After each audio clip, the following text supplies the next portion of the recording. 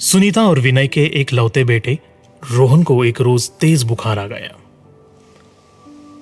सुनो, रोहन को बहुत तेज बुखार है, इसे जल्दी से डॉक्टर के पास लेके जाओ ना, मुझे बहुत चिंता हो रही है। रोहन के सिर पे ठंडे पानी की पट्टी रखती सुनीता घबराते हुए विनय से बोली। विनय ने कहा, चिंता तो मुझे भी हो रही है, लेकिन आज शहर के मंदिरों में दर्शन करने गांव से इतनी भीड़ आई है कि सड़क पर पैर तक रखने को जगह नहीं है। पुलिस ने सारा रास्ता वन वे कर दिया है, जगह जगह नो एंट्री है। समझ में नहीं आ रहा कैसे लेके जाऊं रोहन को हॉस्पिटल।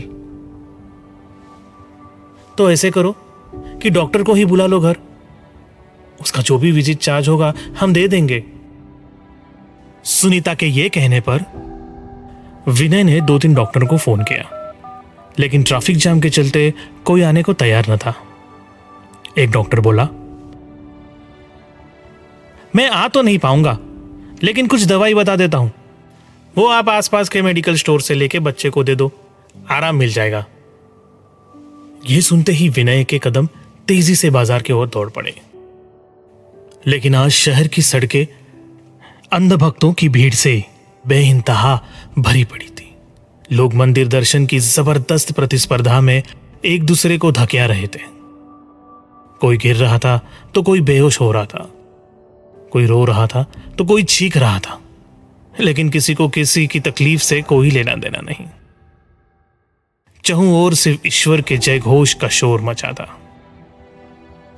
खैर, जैसे तैसे विनय ने मेडिकल से दवा ली, दुकानदार को पैसे दिए और जैसे ही वो दुकान से घर की तरफ मुड़ा कि तभी अचानक भीड़ के दबाव में उसके हाथ से वो दवा का पैकेट बाजार में ही वही नीचे गिर गया, जहां से होकर वहां भीड़ गुजर रही थी। विनय ने लोगों से कहा, एक मिनट रुक जाओ भाई, मेरे बेटे की दवा गिर गई है, उसे जरा उठाने दो। लेकिन आस्था के नशे में धूत लोग मंदिर जाने की धुन में इतने उतावले थे कि एक इंसान की करुण पुकार सुनने में ना तो उनकी रुचि थी